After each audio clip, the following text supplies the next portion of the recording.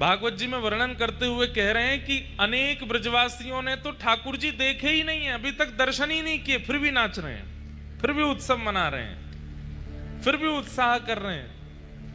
इतने बाल गोपाल ब्रज में जन्मे हैं, लेकिन ठाकुर जी के जन्म होने पर जो प्रसन्नता, जो आनंद और जो उत्साह है, उसका वर्णन नहीं कर सकते।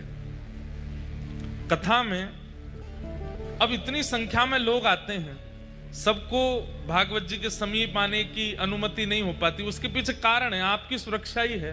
अब ये सब हटा दिए जाएं, सबको कर दिया जाए, तो फिर आप तो चाहेंगे कि व्यासपीठ को हम स्पर्श करें, पर कोई के ऊपर चढ़ जाओगे, किसी को लग जाएगी, कोई घटना हो जाएगी। इसलिए थोड़ी व्यवस्था रखते हैं कि सब थोड़े आनंद करें। लेकिन फिर भी पीछे खड़े हुए व्यक्ति भी जब नंद आनंद उत्सव मनाते हैं तो उनको भी सुख मिल रहा है। जिनको बैठने की जगह नहीं मिली वो बाहर खड़े होकर के सुख ले रहे हैं, छतरी में खड़े होकर के सुख ले रहे हैं। सोचिए, ये सामान्य आज की स्थिति में हम लोगों को इतना सुख मिल रहा है। जिस समय ठाकुर जी प्रकट भय होंगे ब्रजमंडल में, वह समय स्थिति कहा भाई, अवाद्यंत विचित्राणी वादित्राणी महोत्सवे।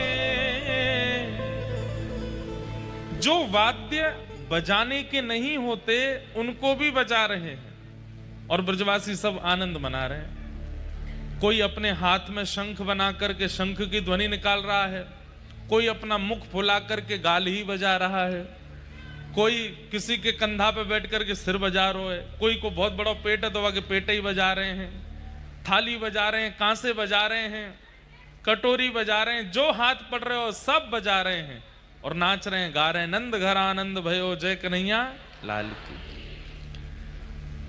अपने हर ब्रजवासी ने अपने घर के बाहर कदली वृक्ष लगाए हैं, केले के वृक्ष। अपने घर के बाहर चौक पुरा रहे हैं, ब्राह्मणों को बुलाकर के वेद मंत्र ध्वनि अपने घरों में करवा रहे हैं। ब्राह्मण भी पूछ रहे हैं, बोले लाला नंद बाबा के भयो आप काहे को करवा रहे हो? बोले पतो ना, जब ते ये लाला भयो नंद जी को तब ते वायु में ही आनंद आ गयो है, तब ते सूर्य चंद्र की किरण में ही आनंद आ गयो है। ऐसा लग रहा है कि जादना ते लाला भयो बस कितनो प्रेम ते रो लें, कितनो नाच लें, कितनो हंस लें, ऐसी स्थिति हो गई है। और सब ब्रजवासी आनंद कर रहे हैं। यशोदा मैया ने कितने दिनों तक तो लाल जी का मुखमंडल नहीं दिखाया किसी को भी। क्यों? मेरे हृदय को लाला है, मेरो नीलमणि है, मैं कोई को काय को दिखाऊं? नंद बाबा ने प्रार्थना करी, अरे यशोदा, ये सब ब्रजवासी खड़े हैं, सब देखवे के काजी आए लाला को। नंद रानी यशोदा लेकर के गई, अटारी पर जाकर के जैसी गोद में लाला लेके आई, ब्रजवासी हल्ला करने लगे, जय जयकार करने लगे, मैया मुखमंडल दिखाई दे। मैया ने मुख नहीं दिखायो, नेक वस्त्र हटाए के लाला के चरण दिखाए। बस चरण देख करके ही ब्रजवासी इतने आनंदित है गए, मैया या लाला के चरण इतने कोमल, इतने सुंदर लग रहे हैं, या को मुखमंडल कितना सुंदर होएगा, नेक दिखाए दे। मैया बोली नजर लग जाएगी, अभी ना दिखाए रही। दिन तक ठाकुर जी का मुख नहीं देखा किसी ने, यशोदा मैया दिखाई नहीं रही है। तब योजना बना करके ठाकुर जी ने पूतना बुलवाई, और पूतना जैसे ही आई तो सबको कथा पता है कि पूतना का जैसे पयोधर पान किया, विशाल हो गई, तो नंद भवन से बाहर अपने आप ठाकुर जी आ गए। और जैसे ही पूतना के पयोधर को पीते हुए ठाकुर जी बाहर पधारे, विशाल पूतना का स्वरूप हो गया। 84 कोस में दूर दूर तक सबने ठाकुर जी के दर्शन कर लिए, सबको लाल जी दिखाई दे गए। ऐसे ठाकुर जी दिखे। बाद ना पहली बार ठाकुर जी निकले हैं। छठ पूजा जिस दिन थी, ठाकुर जी की छठी पूजी गई, उसी दिन ठाकुर जी के दर्शन सबको भये। इसलिए नाथद्वारा में और कई जगह छठ उत्सव और सुंदर मनाते हैं ठाकुर जी का, क्योंकि आज प्रथम दर्शन भये लाल जी के।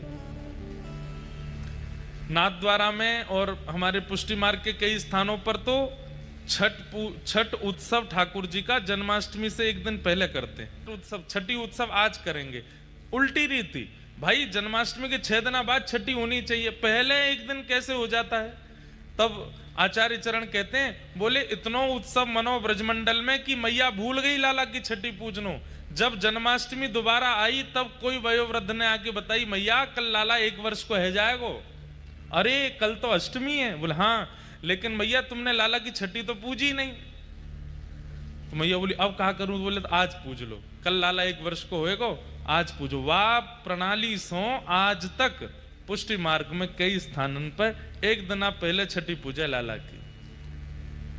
अनेक भाव है, लेकिन हमारे व्रज को एक बहुत सुंदर भाव है। कहा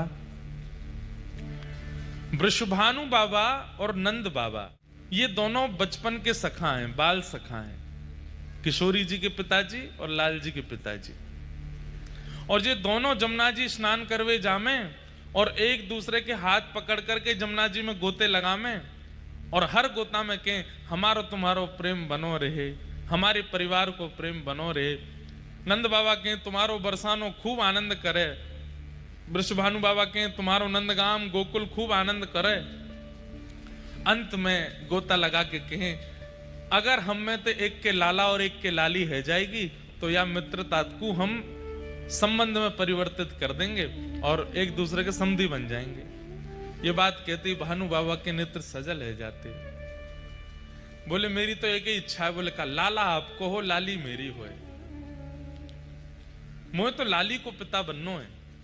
बंधुओं, ये वृषभानु जी कौन है पता है आपको? सूर्य। सूर्य ही वृषभानु बाबा बनकर के आए हैं। प्रसंग आता है कि जब भगवान ने मोहिनी रूप धारण किया, मोहिनी रूप क्यों धारण किया है तो पता है सबको?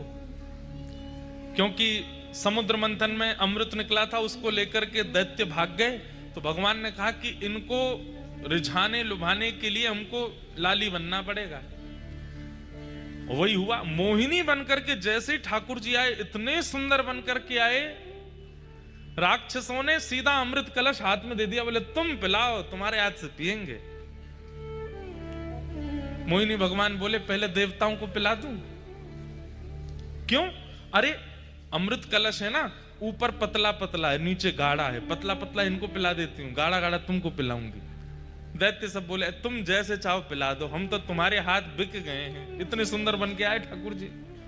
कहते हैं केवल दैत्य नहीं, देवता भी ठाकुर जी के रूप पर मोहित हो गए थे।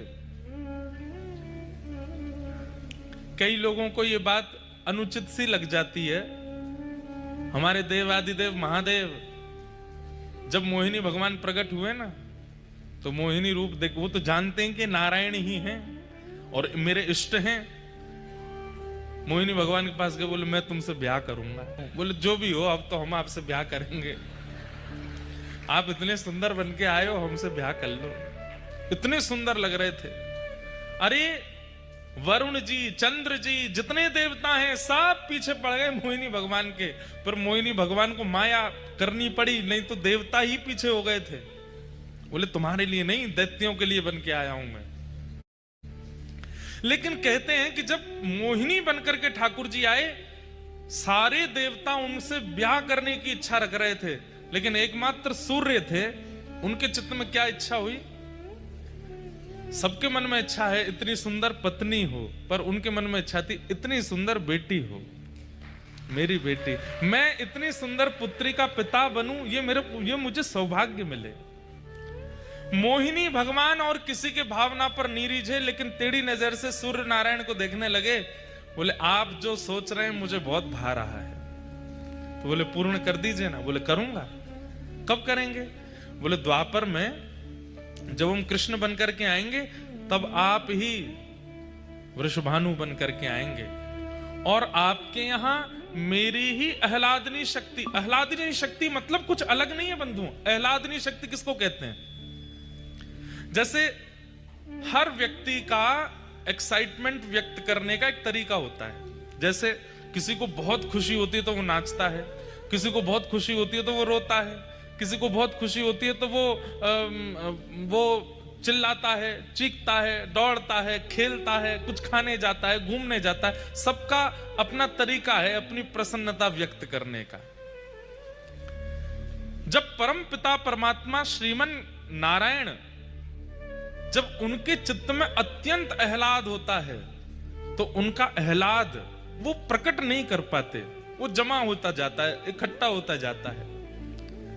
ठाकुर जी मन में विचार करते हैं कि इसको कैसे प्रकट करूं, इसको कहां व्यक्त करूं।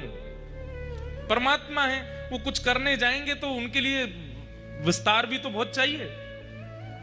तब ठाकुर जी ने अपने उस हृदय में व्यवस्थित आह्लाद को इकट्ठा करके एक परम प्रवीण स्वरूप बना दिया, और वही ठाकुर जी का परम आह्लाद ही किशोरी जी के रूप में प्रकट हुआ। श्री राधा रानी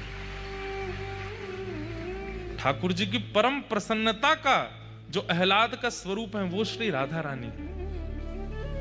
और एक बात कहें, रुक्मणी जी ने राधा रानी के दर्शन किए। जब कुरुक्षेत्र की कथा आती है भागवत में, जब भगवान के 16,108 ब्याह हो गए, द्वारिकाधीश बन गए, उसके बाद कुरुक्षेत्र में 100 साल बाद ब्रजवासियों से मिले ठाकुर जी, तब रुक्मणी आदि सब पत्नियों के मन में आया कि ये राधा रानी को देख के तो आए, कितनी सुंदर है। त्रिलोक की सुंदर कृष्ण की हम पटरानियां हैं, हमारी सुंदरता के आगे स्वर्ग की उर्वशी आदि, रंभा आदि अप्सराएं भी फीकी लगती हैं, परंतु ये राधा रानी कैसी हैं, एक बार देख के तो आए। थोड़े अभिमान में गई हैं किशोरी जी को देखने के लिए। आहा, वर्णन करते हैं कि भगवान की अष्ट पटरानियां जब किशोरी जी का दर्शन करने के लिए गईं, तो जैसे ही जिस शिविर में किशोरी जी विराजमान थी उसमें भीतर प्रवेश किया तो मृग नैने, मृग जैसे नेत्र, दूध जैसा श्वेत बिल्कुल वर्ण, धीर गंभीर नेत्र, एक बार किसी को देख लें तो वो वहीं स्तब्ध मूर्तिमंत हो जाए। हस्तकमल ऐसे मानो जैसे कोई नील सरोवर के कमल खिल गए हों। चरण ऐसे कि जब चलें तो उनके चरणों से उत्पन्न होने वाली ध्वनि को नेत्र बंद करके सुनते रहें। इतना सुंदर स्वरूप। ये स्वरूप काम प्रकट नहीं करता, बल्कि प्रकट हृदय में काम को नष्ट और कर देता है। ऐसा स्वरूप प्रकट हृदय में क्रोध को भी नष्ट कर दे, ऐसा स्वरूप। हमारे अंदर जितने दोष हैं वो दोष समाप्त से हो जाते हैं, ऐसा स्वरूप। देख करके 8 पटरानियां तो नतमस्तक हो गईं और मन में सोचने लगी, हम काय बात की सुंदर हैं, सुंदरता तो इसे कहते हैं। प्रणाम किया, हे किशोरी जी, हे वृषभानु दुलारी, हे बरसाने वारी, हे श्यामाजू, हमारो प्रणाम स्वीकार करो। तुरंत रुक्मणी जी को उठाया, मैं राधा रानी नहीं हूं, मैं तो दासी हूं। राधा रानी भीतर है, मैं तो दासी हूं। किशोरी जी तो भीतर विराजमान है। 8 में से 4 तो वहीं से लौट गए। बोले जब दासी की सुंदरता हमसे सहन नहीं हो रही है, किशोरी जी को कहां देखेंगे। 4 ने प्रयास किया और भीतर गई, तो बाहर जिसे देखा उससे भी अतीत सुंदर। बाहर वाली की सुंदरता तो दोष नष्ट कर रही थी, अंदर जिसको देखा उससे दोष नष्ट तो हुए, बल्कि गुण प्रकट होने लगे। दया, प्रेम, शीलता, ये सारे जो अच्छे गुण होते हैं उसका दर्शन करके वो प्रकट होने लगे। बोले निश्चित किशोरी जी हैं। प्रणाम किया, बोले आप किशोरी जी? बोले नहीं नहीं, मैं दासी हूं। किशोरी जी भीतर है। 2 वहां से भी लौट गई। बोले कि अब किशोरी जी को नहीं सहन कर पाएंगे हम, ये तो दासियों ने हमारे मान का मर्दन कर रखा है, किशोरी जी क्या करेंगे। कहते हैं अंत तो गत्वा रुक्मणी जी पहुंची बस, और जैसे ही रुक्मणी जी ने प्रवेश किया, असंख्य, संख्या गिनी नहीं जा सकती, इतनी असंख्य सुंदरियां चारों ओर बैठी हैं, और उन सबकी सुंदरता में विशेषता यह है, एक की भी सुंदरता काम प्रकट नहीं कर रही है, सबकी सुंदरता गुण प्रकट कर रही है, नेत्रों से अश्रु प्रकट कर रही है, दीनता प्रकट कर रही है, दैन्य प्रकट कर रही है। और उन सब के मध्य में एक सिंहासन पर तप्त कांचन गौरांगी श्री राधे वृंदावनेश्वरी श्री किशोरी जी विराजमान है। रुक्मणी जी देखते ही मूर्छित हो गई, बेहोश हो गई, सुंदरता सहन नहीं कर पाई, इतनी सुंदर। किशोरी जी के रूप का कहां वर्णन करूं मैं।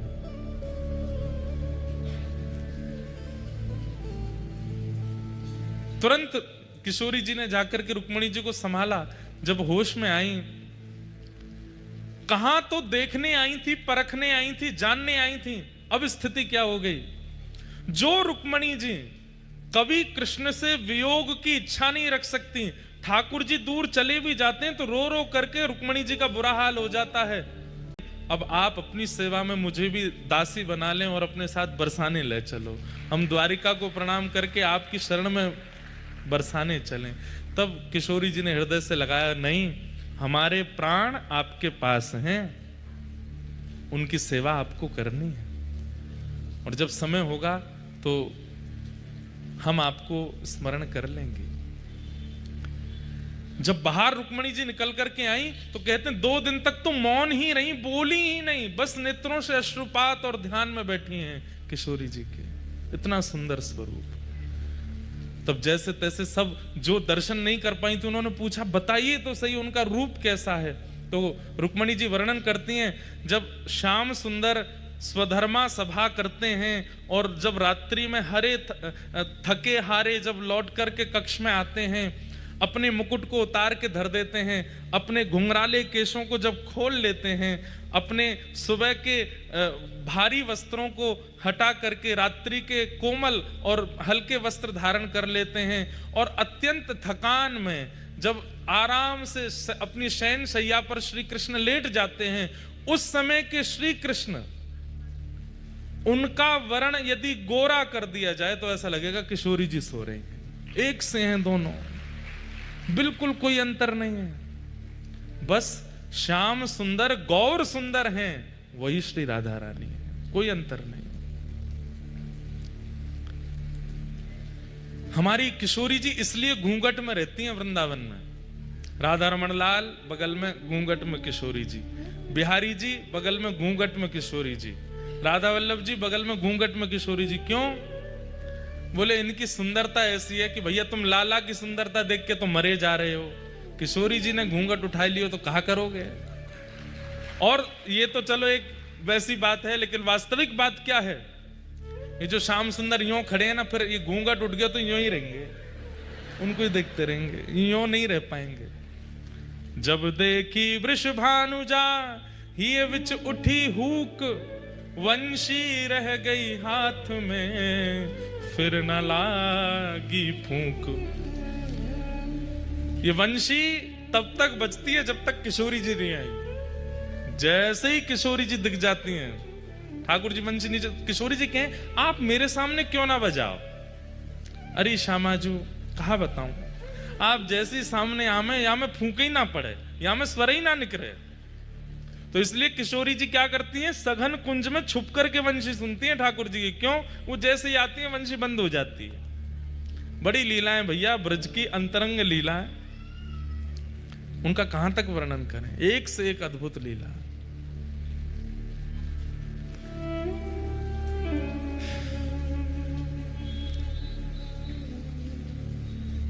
श्रीनाथ जी ये नीची नजर करके खड़े हैं, कारण जब गिरिराज जी धारण किए उस समय सब ब्रजवासी ऐसे बैठे थे जैसे आप सब लोग बैठे हैं। चारों तरफ ब्रजवासी घेर करके ठाकुर जी को, बीच में लाला खड़े हैं। तभी ठाकुर जी ने कहा, देखो कि बीच में बिल्कुल मध्यस्थ सब सखीन के बीच में किशोरी जी भी खड़ी हैं।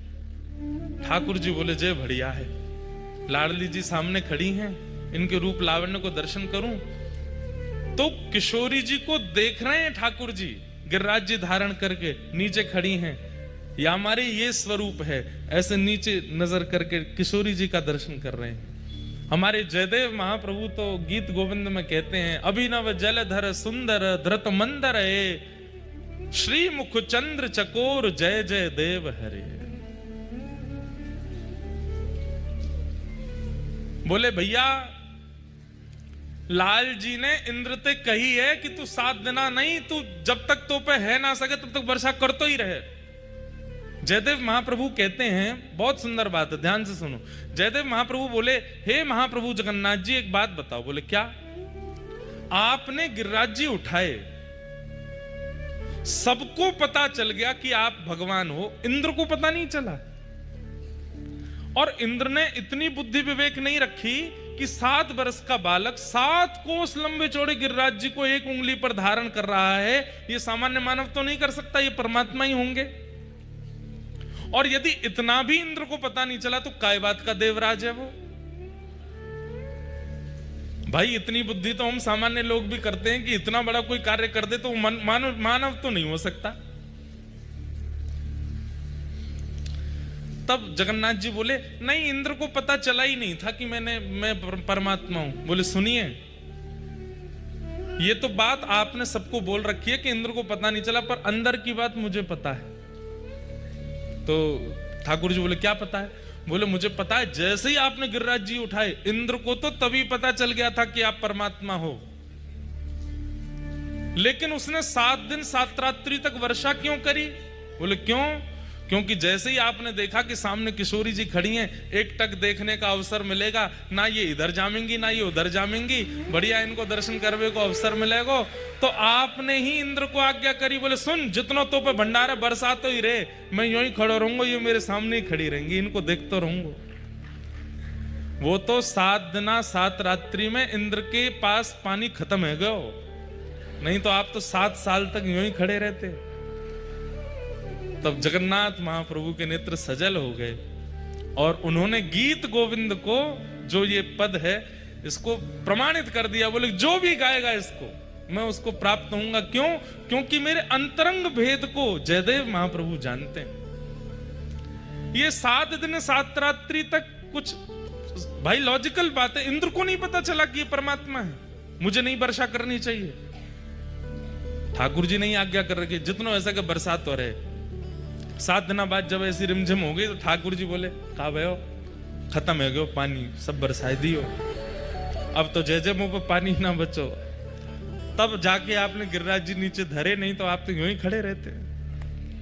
तो हम बात कर रहे थे कि नंद बाबा और वृषभानु जी संग में स्नान करते हैं और गंगा जी में डुबकी लगा के कहें अगर हमारे लाला लाली भाई तो उनको ब्याह कर देंगे। अब वृंदावन में 2 रीति चलती हैं। एक रीति के अनुसार तो किशोरी जी 1 साल पहले भई हैं ठाकुर जी से, और एक रीति के अनुसार किशोरी जी 1 साल बाद भई हैं ठाकुर जी के। दोनों रीति अपनी जगह ठीक हैं, कई लोग बड़ों माने कई लोग छोटों माने, पर अब जो हम लीला सुनेंगे उसमें किशोरी जी छोटी हैं ठाकुर जी से। तो वृषभानु बाबा के यहां खबर पहुंच गई, बोले कहा नंद जी के लाला भयो है। जैसे ही सुनी नंद जी के लाला भयो है महाराज, तुरंत वृषभानु जी ने अपने सब मंत्री आदि सब इकट्ठे किए, खूब डलियान में सामग्री भर भर के, और महाराज टोपी कुर्ता लेकर के, बढ़िया सुंदर श्रृंगार, गरे के हार और रत्न आदि लेकर के, और पहुंच गए भानु बाबा। अब जगह जगह से बधाई आ रही है। नंद बाबा अटारी पर खड़े हैं, अटारी पर खड़े होकर के जैसे ही देखे भानु बाबा आए हैं, बड़े प्रसन्न नीचे दौड़ करके आए, भानु बाबा को हृदय से लगायो, अरे भैया आप सबकी कृपा से लाला भयो है। भानु बाबा बोले यही मारे तो हम सामग्री लेके आए। बोले इतनी सामग्री? हाँ भैया रखो सब सामग्री। सामग्री रखी तो जब उठा के देखी तो बालक को जन्म हुए खिलौना आमे, बालक को जन्म होवे तो बतासे आमे और सब सामग्री आमे, पर यहां पे खिलौना नहीं आए हैं, तो दुल्हा के जो सामान होते हैं वो आए हैं। पहनने के वैसे वस्त्र आए हैं, वैसे ही कुंडल आए हैं, वैसे गले के बगनखा आए हैं, सिर की पाग आई है, पामन की छोटी छोटी जूती आई हैं, और एक दुल्हा का जो आवरण होता है वो सब आया है। नंद बाबा बोले सामग्री तो बहुत आई, पर ये तो कुछ अलग सी है। तो हमारे जमाई राजा भय हैं, उनके काजे लेके आए और हम तो टीको करके जाएंगे। मतलब ठाकुर जी के जन्म हेते ही दूसरे दिन सगाई है गई ठाकुर जी की। और सुनो, सगाई तो भाई लाली तो अभी भाई ना, बहू को जन्म ना है भयो, पहले ही सगाई है गई है। नंद बाबा के आंखन में आंसू आ रहे हैं और यशोदा मैया तो कह रहे देखियो ये कैसो लाला भयो हमारे यहाँ। बोले क्यों? अब भाई लाली को जन्म ही ना भयो, भानु बाबा की अभी कोई लाली है ही ना, और ये तो पक्की करके आए। पंडित जी पूरी पीली चिट्ठी आदि सब लिख रहे हैं ठाकुर जी के नाम तो बढ़िया पक्को है गयो संबंध। नंद बाबा तब तो कुछ बोले नहीं। ठाकुर जी को टीको है गो, गले में हार पहना दियो, छोटी सी अंगूठी पहना दी, पावन में जूती पहना दी, सिर पर पाग पहना दी, और जैसे जमाई के पांव छूमे ऐसे पांव छू छू करके, और भैया पलना में जमाई राजा झूल रहे हैं, ससुर जी परिक्रमा कर रहे हैं, वंदन कर रहे हैं। नंद बाबा तो देखते रहे, कुछ बोले नहीं, भावुक हो रहे। पर थोड़ी देर बाद जब भानु बाबा आए, बधाई हो, अब तो हम समधी है गए। समधन जी राम राम। यशोदा मैया भी कहे सब ठीक है भैया, लेकिन नंद बाबा पूछ बैठे, एक बात बताओ। भानु बाबा बोले कहा, मैं बुरा मत मानी हूं। बोले ना मानूंगा। देखो सौगंध है, बुरा मत मानी। बोले ना मानूंगा। तुमने लाला को टीको कर दियो, अंगूठी पहना दी, सब कर दिए, रिश्तों पक्को कर दियो, सगाई कर दी, पर बहू कहाँ है? हमारी बहू को जन्म तो भयो ना अभी, और जहां तक मोए खबर है अभी दूर दूर तक कोई संकेत भी नहीं है कीर्ति मैया के। तो ये आप ये पक्की अक्की करके चले गए हो, कैसे या होगो कैसे? बोले कि देखो ब्राह्मणन ने संग लेके आया हूं, और शास्त्रन में बताए गए रीति रिवाजन के अनुसार मैंने सब संबंध कर दियो है, टीको कर दियो, जूती पहना दी, अंगूठी पहना दी, सब पक्की कर दी, सगाई है गई, ब्राह्मणन की साक्षी में सब मैंने कर दियो। अब जमाई तो मेरे लाला बन गयो है, अब जमाई की पूर्ति करवे के काज देवतान को लाली भेजनी पड़ेगी मेरे घर। अब तो लाली को आनो ही पड़ेगो। यमुना मैया, गंगा जी, यमुना मैया, गैया और सब ब्राह्मणन की सन्निधि में मैंने लाला को टीको कियो है। अब इन सबन की जिम्मेवारी है कि लाला की सगाई है गई है, मैं ससुर बनूंगा। अब ससुर तब बनूंगा जब लाली होगी, तो लाली इनको देनी पड़ेगी। या हमारे मैं तो पक्की करके आया हूं कि अब लाली होएगी, अब तुमको भरोसा लाली ही होएगी। सब बाहर जैसी बात खबर हवा की तरह, ऐसी बातें तो बहुत जल्दी फैल जाती हैं। वैसे कितना अच्छा कर रहा है व्यक्ति संसार में, वो कितना दान कर रहा है, कितना पुण्य कर रहा है, कितनी भले कर रहा है, उसकी बात नहीं फैलेगी। लेकिन एक तो उसने गड़बड़ी क्या करी ये बात, और किसका कहां कैसे संबंध सगाई कहां हो रही, ये बहुत जल्दी फैल जाती है, हवा की तरह फैलती है। बाहर हल्ला मच गया, बोले अरे बधाई हो, बधाई हो। बोले काय बात की बधाई? बोले लाला भयो, बाकी तो बधाई चली रही है, अब काय की बधाई? बोले लाला को संबंध भी है गयो, लाला की सगाई है गई। सब ब्रजवासी नंद घर आनंद भयो गा रहे थे। अब कहा गा रहे हैं? नंद मेहर घर धोटा जायो, बरसा नेते टीको आयो। नंद मेहर के यहाँ पे लाला भयो, और भैया बरसाने ते टीको आ गयो, बधाई हो। सबन को बधाई है लगी, लाला की सगाई है गई। ये हमारे ब्रज में ऐसो कह में छठी ते पहले तो लाल जी की सगाई है गई, छठी नहीं पूजी है, ऐसे लाला है। एक वर्ष बाद, एक वर्ष एक महीना बाद, लगभग 13 महीने बाद भानु बाबा के यहां लाली ने जन्म लियो। श्री किशोरी जी को जन्म भयो, श्री राधा रानी को जन्म भयो। आहा,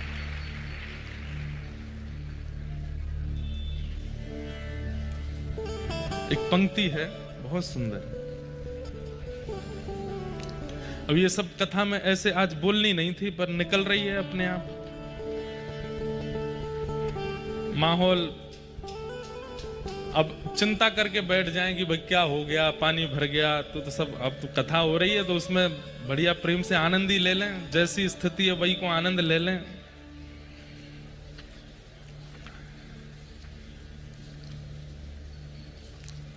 जब किशोरी जी को जन्म भयो तो नंद बाबा ने मन में ये विचार करी, और यशोदा मैया तो कहते जा 1 साल के लाला हैं, गोद में लेकर के मैया बढ़िया सुंदर पीतांबरी और धोती पहना के, टोपी पहना के ले जा रही हैं। लाला ससुराल जा रहे हैं पहली बार, 1 साल के। और यशोदा मैया से नंद बाबा कहते जा रहे हैं, भाई लोगों में थोड़ा होता है ये वाला स्वभाव। वो कह रहे हैं देखो हमारे लाला को जैसो नंदोत्सव भयो ना, वैसो नहीं हो रहा होगो बरसाने में। हमारे लाला जितनो थोड़ी है रहोगो, हमारे लाला के उत्सव में तो ये भयो, ये भयो, ये भयो, सब उनको लग रही है कि हमने ज्यादा बढ़िया कियो, बरसाने में इतना बढ़िया नहीं है रहोगो। ठाकुर जी मंद मंद सुन रहे हैं सबरी बात। बोले कि भैया ससुराल में हमारी नेक और बढ़िया है जाएगो तो आनंद आ जाएगो।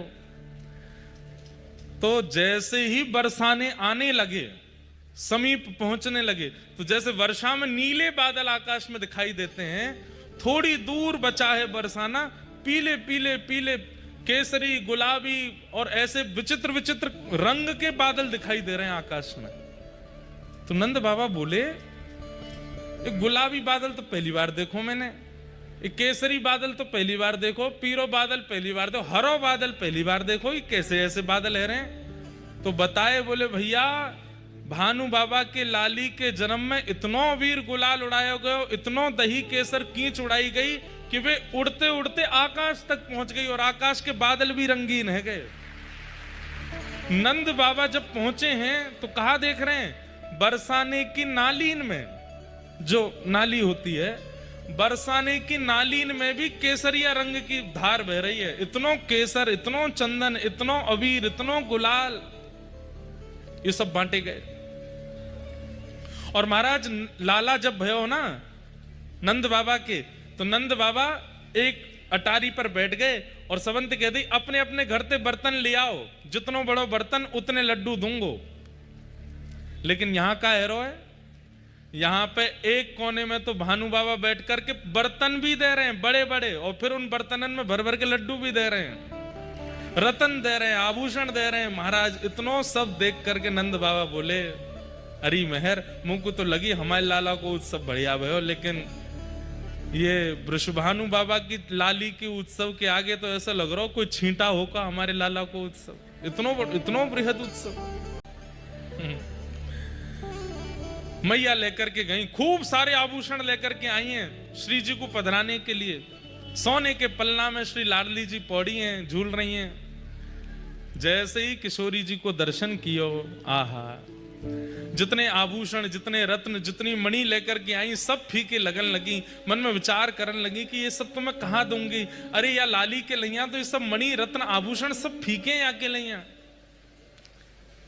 मन में बड़ी व्यथित है गई कि मैं लाली की सुंदरता की योग्य कोई वस्तु लेके नहीं आई अपने साथ में, और जबकि असंख्य सैनिक और असंख्य ब्रजवासियों के संग डलियाओं में भर भर के रत्न लाई हैं, लेकिन वो सब किशोरी जी की सुंदरता के आगे फीका लग रहा है। राधा रानी, नंद रानी बड़ी व्यथित है गई, बोले अब मैं तो लाली के काज कछु लाई ना योग्य।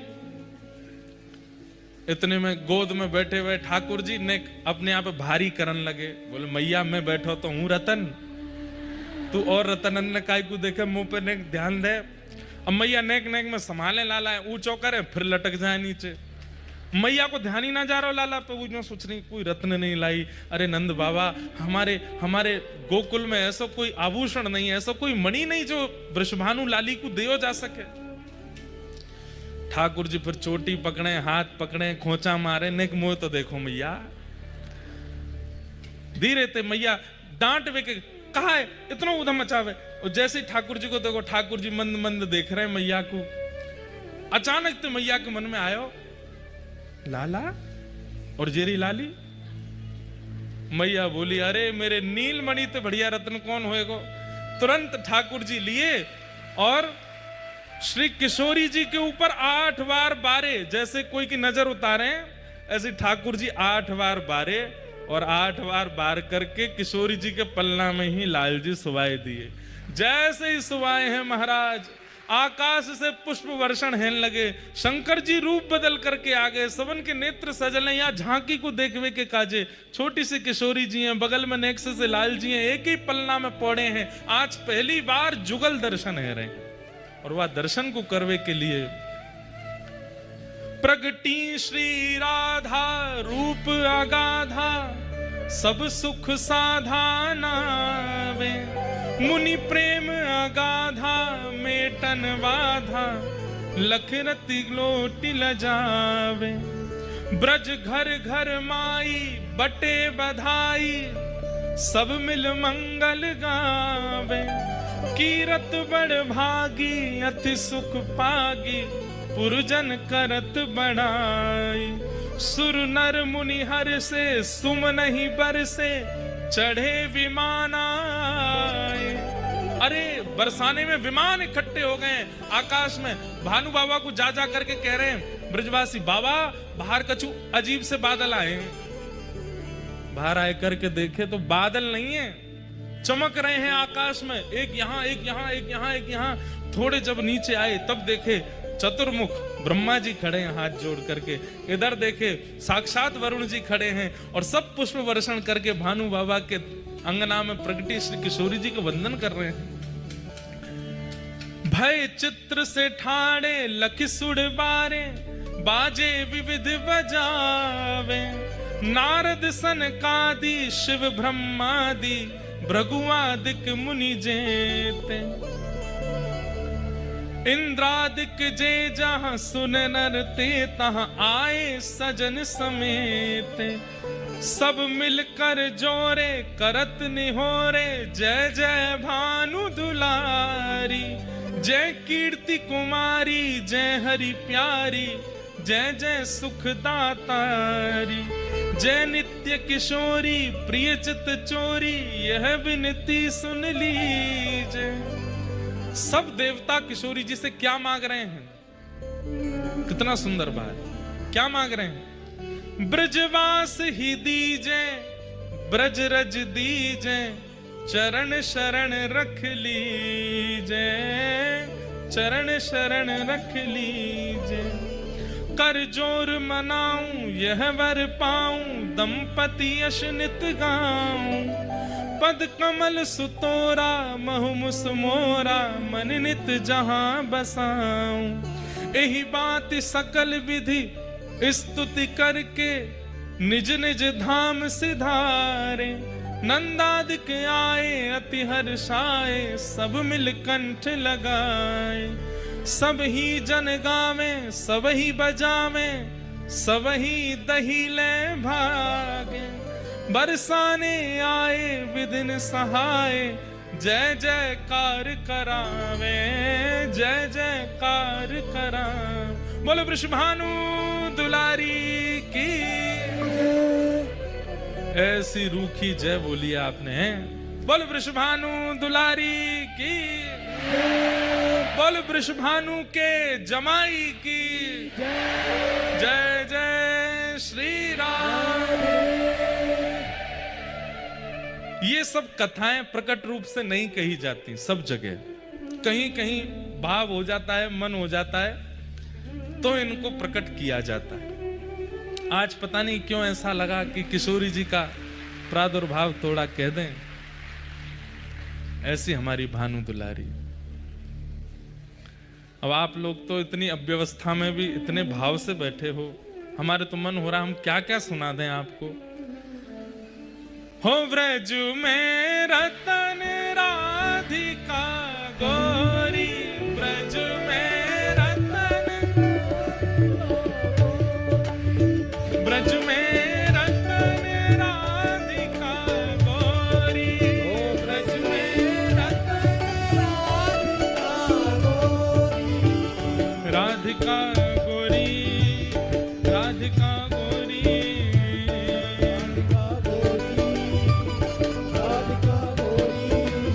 देखो अपने रिस्क पे खड़े होना, जगह घिर जाएगी फिर आपकी। और कोई रिस्क नहीं है, कोई डर नहीं है कि जगह मिले नहीं मिले, तो खूब भाव से नाचो। ओ राधिका गोरी। राधिका गोरी। राधिका गोरी। राधिका गोरी। राधिका गोरी। राधिका गोरी। ओ ब्रज में, हाँ ब्रज में, ओ ब्रज में रतन राधिका गोरी।